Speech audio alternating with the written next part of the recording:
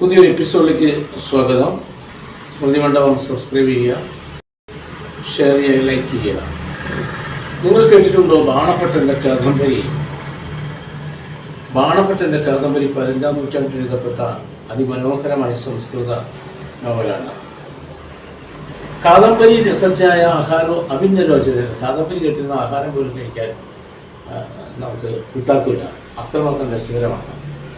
ഇത് സംസ്കൃത വിദ്യാർത്ഥികൾക്ക് MA പഠിക്കാനുള്ളതാണ് കാദംബരി. കാദംബരി എന്ന് പറയുന്നത് നർത്തകിയാണ്. അതിസുന്ദരിയായ അതിസുന്ദരിയാണ് കാദംബരി. ഈ കാദംബരിയെ ഞാൻ കാദംബരി കഥാപ്രസംഗമായിട്ട് അവതരിപ്പിച്ചിട്ടുണ്ട്. കാദംബരിയെ വർണ്ണിക്കുന്നത് എങ്ങനെയാണെന്ന് ഞാനൊന്ന് പാടാം. കാദംബരി കാവ്യനർത്തകി നിൻ കണ്ണിലഞ്ചനം, നിൻ ചുണ്ടിൽ കുങ്കുമം, നീയൊരു മാതക വസന്തവനം. കാദംബരി കാവ്യനർത്തകി കാദംബരി.